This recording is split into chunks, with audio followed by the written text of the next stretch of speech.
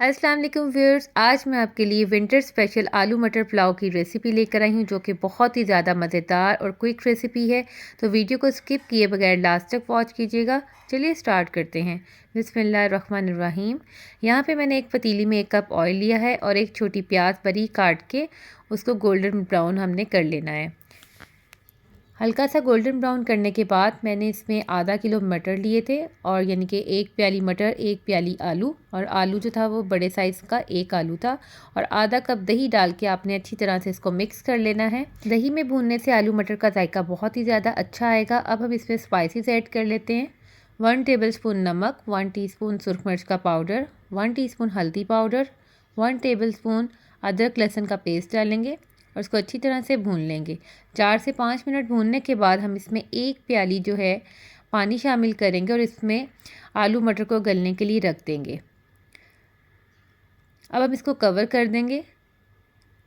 10 से 15 मिनट के बाद ये जो आलू और मटर हैं दोनों बहुत अच्छे से जो है टेंडर हो चुके हैं। अब मैं इसमें पानी डालूँगी। पानी आपने चावलों के हिसाब से डालना है। जितने भी आप चावल लें उसके 1.5 गुना ज़्यादा आप पानी डाल दें।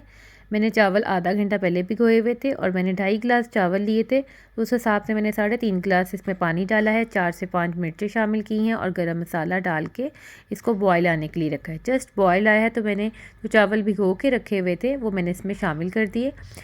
जो 2.5 गिलास है मेरे वो तकरीबन 3 पाव के बराबर बनते हैं।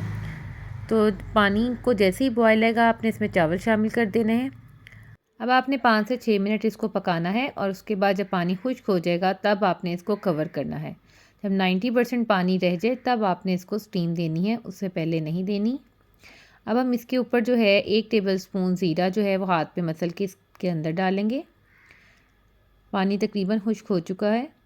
अब मैंने थोड़ी सी प्याज ब्राउन की हुई थी, इसका मैं चावलों के ऊपर तड़का सा लगा दूँगी जिससे बहुत अच्छा फ्लेवर आएगा चावलों में। थोड़ा सा हम हरा धनिया शामिल कर देंगे, चाहे तो आप हरी मिर्चें भी डाल दें। इन सब चीज़ों के एडिशन से जब आप दम लगाएंगे तो सबकी भूख बढ़ जाएगी। इतनी प्यारी इसकी खुशबू आएगी कि सबका दिल चाहेगा कि जल्दी से हम इस पुलाव को खाएं। तो ये आपने स्टेप ज़रूर करना है।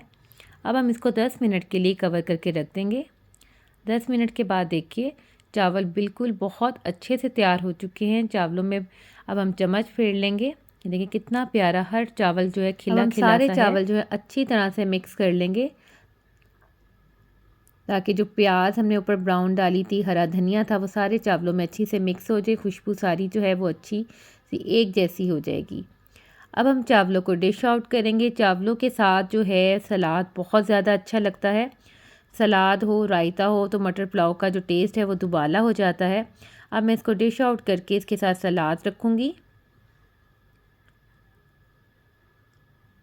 आप भी इसको इसी तरह से सर्व कीजिएगा। मैंने यहाँ पे खीरे, मूली और जो गाजरें हैं थोड़ी सी काट के डिश में लगाई हैं जिससे कि बहुत अच्छा लग रहा है और खाने में भी बहुत ज़्यादा मज़े का बना था। उम्मीद करती हूँ आपको मेरी रेसिपी बहुत ज़्यादा अच्छी लगी हो। कमेंट सेक्शन में अपना फ़ीडबैक ज़रूर दीजिएगा कि आपको मेरी रेसिपीज़ कैसी लगती हैं। फिर मिलूँगी नेक्स्ट अच्छी क्विक रेसिपी के साथ। Thanks for watching. अल्लाह हाफिज़।